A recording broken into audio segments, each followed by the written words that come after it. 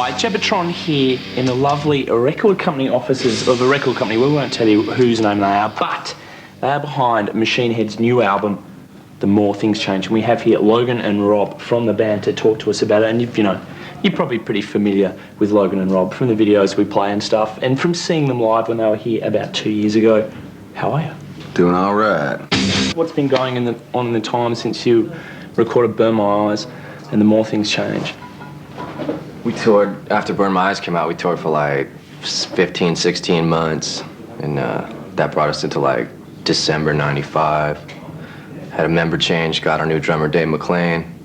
And then we just started writing in January. Took about 6 months to write this record. Full on, like 6 hours a day, 6 days a week. Working them songs, and then started recording in the beginning of July. Recording went pretty good, and then halfway through the first mix had a little bit of problems, and then figured out we had to remix. So did a video shoot in between, had a little downtime with getting rescheduled to remix into a studio, and then so that's what made the little bit of delays there at the end, and So this is Colin Richardson was producing? Mm-hmm. Yeah.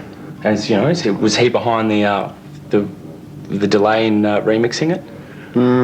Well, I mean, some of the problems could be put back on Machine Head, but the majority of the problems with the mix are from him because we hire him to turn the knobs. But in the end, it turned out killer. So. Is that kind of something that you have to battle with the producer to do, to say we prefer it this way, or? I mean, we just wanted a very raw, aggressive sound, and it just wasn't that, So we just kept working at it until we got that.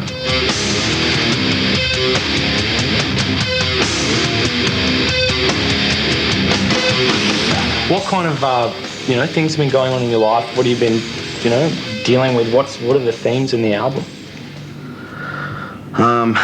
Well, mainly there's a lot of personal stuff on there. Probably a little less political stuff than on Burn My Eyes, just because I had like 2 or 3 years to write the lyrics for Burn My Eyes, and in that time period I got to experience probably a lot more political change than the 6 minutes that I had, or the 6 months that I had with this record. So okay, it's probably a little more personal, more stuff that I just saw around our area, and problems, bad things, whatever, stuff like that.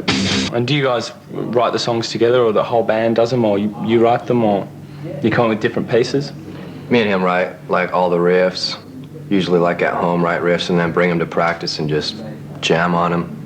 And then more riffs happen when he brings some riffs in, shows me, then I'll say, well, do this here, spontaneous shit happens, and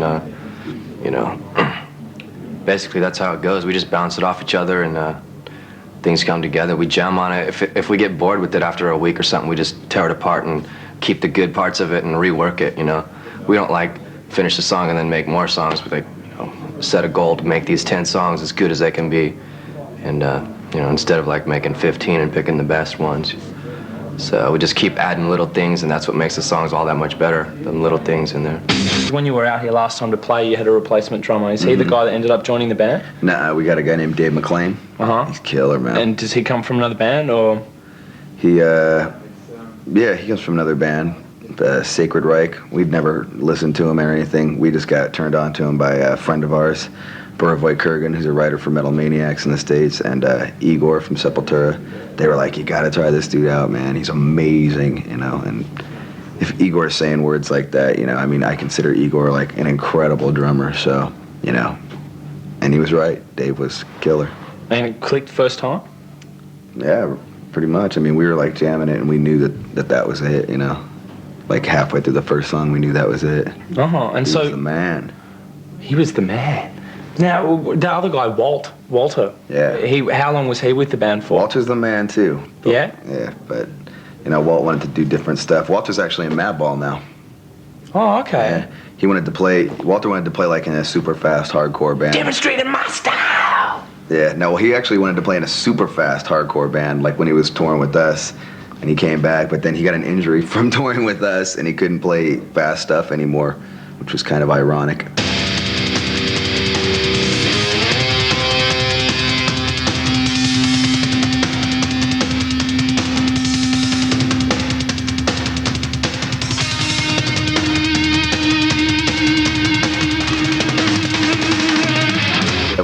of strange people. We get Strange all kinds fans? of freaks. Yeah, we get all kinds of freaks at our shows. Yeah, obsessed fans? Guys with tattooed dicks and stuff. Oh, I can't say that, can I? Yeah, you can say tattooed dicks, absolutely. I'm going to get a John Wayne with that Bobbitt one t-shirt. In Detroit, there was this Yeah. guy walked up and he could like pop his eyes out of the socket, and his Yeah. eyes were like this popping out of his head, and it was like Out of the weirdest, socket. weirdest Like thing this I've ever far. seen in my life. Without Yeah. bungee jumping, he could get No, that he effect. he could even do it like one at a time. Yeah. It was pretty killer. So did you know, sign him or We pulled get him him up on stage. backstage? Yeah, we had him do it in front of the whole crowd so everybody could enjoy it.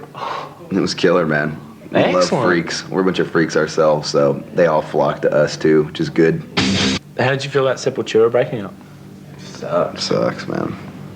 It's a shame. They need to get back together. Would you have to have long hair to be into metal? No, not at all, man. You can have any. Don't matter how you wear your hair. It's what's inside your head. Excellent, thank you.